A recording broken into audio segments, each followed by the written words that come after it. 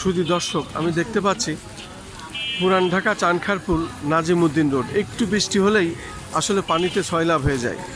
আজ বেশ কয়েকদিন মুষলধারে বৃষ্টি হচ্ছে রাজধানী ঢাকা সহ সারা বাংলাদেশে। আমরা পুরান ঢাকা এলাকাটি আমি দেখে যাচ্ছি।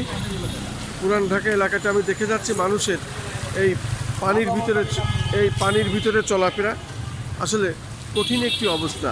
পুরান ঢাকা মূলত দীর্ঘদিন এই অবস্থায় তারা এই দুর্ভোগ হয়, বিশেষ করে বন্যার সময়, বৃষ্টির সময়। এটি আসলে অনেকের মন্তব্য যে ব্রিটিশ আমলে এখানে যে ড্রেন ছিল, সেই ড্রেনের ভিতর দিয়ে 3 জন মানুষ হেঁটে যাওয়া যেত। সেই ড্রেনটা যদি আবার চালু করা হয় তাহলে এই পানি নিষ্কাশনের ব্যবস্থা দ্রুত হবে। মূলত এখানে কোনো নিয়ম না মেনেই কাজ করার কারণেই যতবারই কাজ করেছে ততবারই দেখা গেছে বৃষ্টি হলে আবার সেটা বন্ধ হয়ে যায়।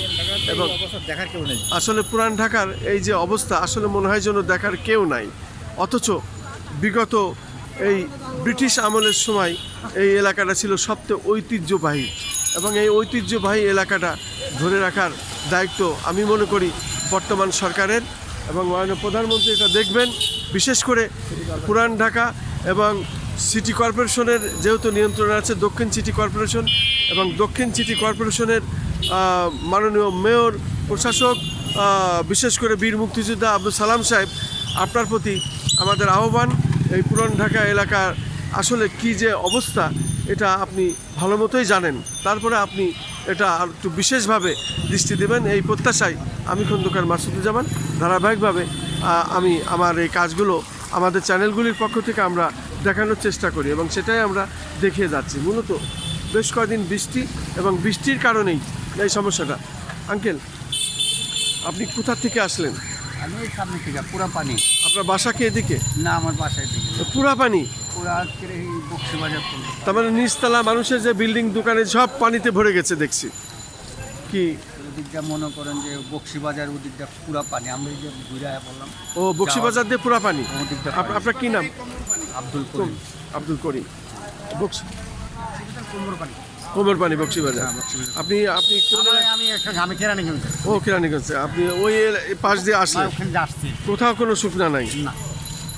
শুধু দর্শক, এই হলো পুরান ঢাকার চিত্র, যেটি যুগের পর যুগ এইভাবে তারা এই দুর্ভোগ পোহাচ্ছে।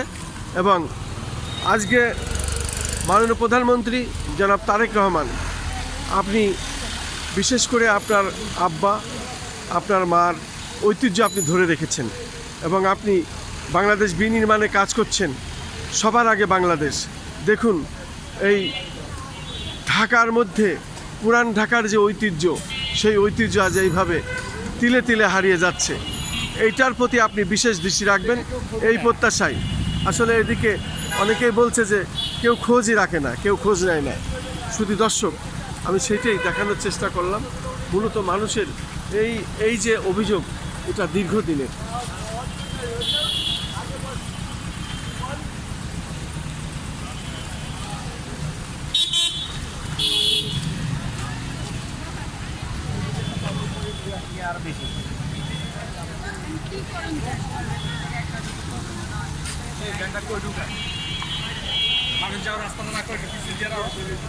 মানুষের দুর্ভোগ, প্রত্যেকটি গলিতে পুরান ঢাকায় এই অবস্থা।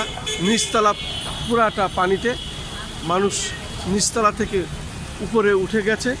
এবং এই হলো পুরান ঢাকা, বিশেষ করে চানখারপুল এলাকা।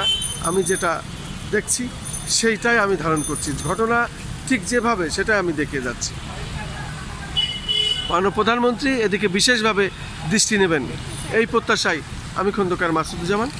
এবং এই পুরান ঢাকায় আসলে বিশেষভাবে আপনাকে দেখার দরকার, যেহেতু এই এলাকার মানুষ আপনাকে অত্যন্ত ভালোবাসে, আপনার বাবা মাকেও ভালোবাসতেন। এটা আমার নিজের চোখে দেখা, তাই আমি এইটা বারবার আপনার প্রতি আমি বিশেষ অনুরোধ করছি এবং দাবি জানাচ্ছি। সবার আগে বাংলাদেশ, আপনি বলেছেন সবার আগে বাংলাদেশ।